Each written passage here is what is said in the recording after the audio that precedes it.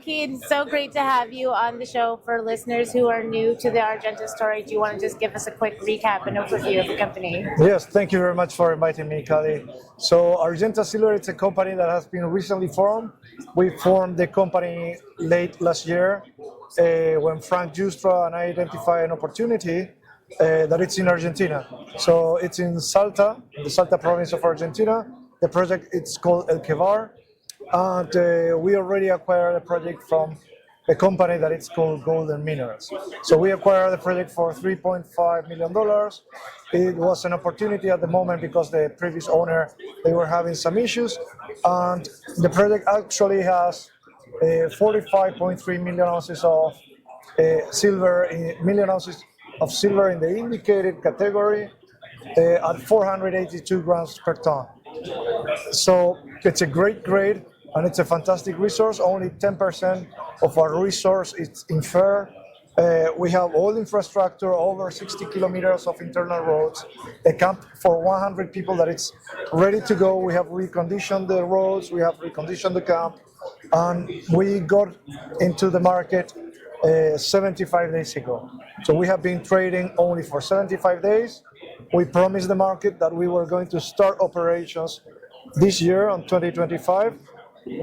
So the 3rd of January, my crew on the field, they start to explore, and 15 days later, so today, we are giving the market some new results from this very small work that we have been doing so far. So things are getting very, very quick from the acquisition, which is one of the fastest acquisitions in the market, probably ever. We did it really, really fast. Now we are just giving results to the market, so we are very excited about that. Well, congratulations on so much you. success right away. Can you talk about your press release today and some of the soil samples that you worked in your press release? Yes, of course. So there are two things that we need to understand. First of all, Golden Minerals already did exploration in the property. There are over 100,000 meters of drillings in the property. They run different soil sampling programs, and actually we have that information. The story with the information is that it hasn't seen new technology, it hasn't seen new softwares, because the project has been dormant for 11 years. So things have changed, and now we have that advantage of getting all this data from the previous owner, and that we can start processing that information with new softwares. So the news release from today, it's a news release that we have saying that we have identified 2 anomaly areas. One of them it's a gold area, and the other one it's a silver area. We did that with the historical information, and it's very, very clear the silver anomaly that we have identified. And the most amazing part of that is that the anomaly, it's only been tested in one side. Most of the anomaly of silver is untested, and we know that it's a good job because on the resource there is also a silver anomaly. So if we know that there is a silver anomaly, we know that there is a silver resource down there. The question is, okay, what is down the other anomaly that hasn't been tested yet? And for the gold anomaly, that's a surprise. It's a huge anomaly, over 2 kilometers long, and it's disconnected to the silver, which makes a lot of sense on the technical side. This gold anomaly, it's untested, completely untested. So we will put the crews in the field and we will start sampling better those areas. We will expand the grid so we can get more soil sampling coverage around, and we can get more information from there. But it's a great start. We identified 2 great areas to start exploration. Well, that's a great way to start 2025. Can you talk a little bit about the community that you have in Argentina and some of the background and technical team that you have? Because I feel like that's a great add-on, especially as 2025. Community is a really big topic in mining. Yes, that's totally true, Kali, and what you are saying, it's very, very important. So we have great support from the government and great support from the indigenous communities. So there is an indigenous community in front of our project, and I have approached the community from the very, very early days of this project, and we are creating a good relation with them. They are very supportive of the project. They just live in front of the project and they are very familiar with it. On the other side, the government is as well very familiar with mining because our project is located in Salta province. And Salta is the heart of the lithium triangle. So the government and the communities are very well aware of what's mining, and they are very supportive.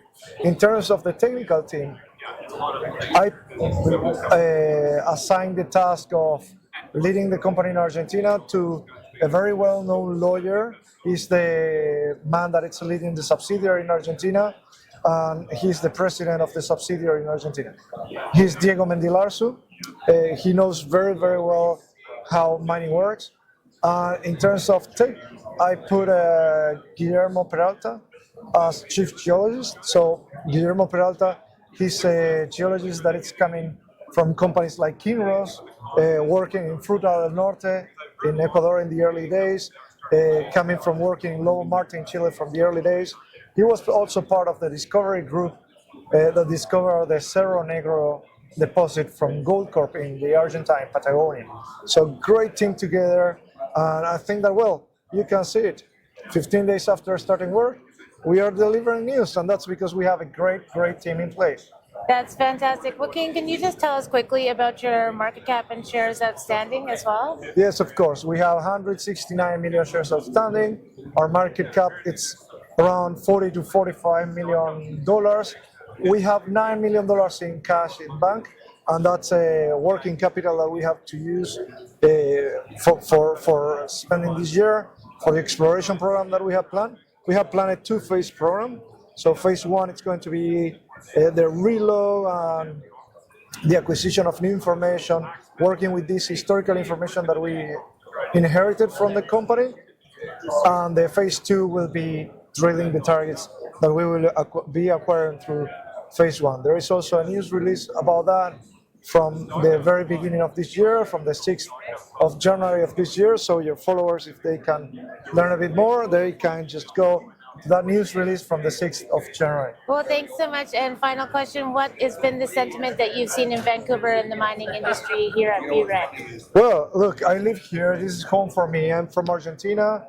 I'm the VP of Exploration and Development, but I'm based here in Vancouver. I go and come back and forth to Argentina for work.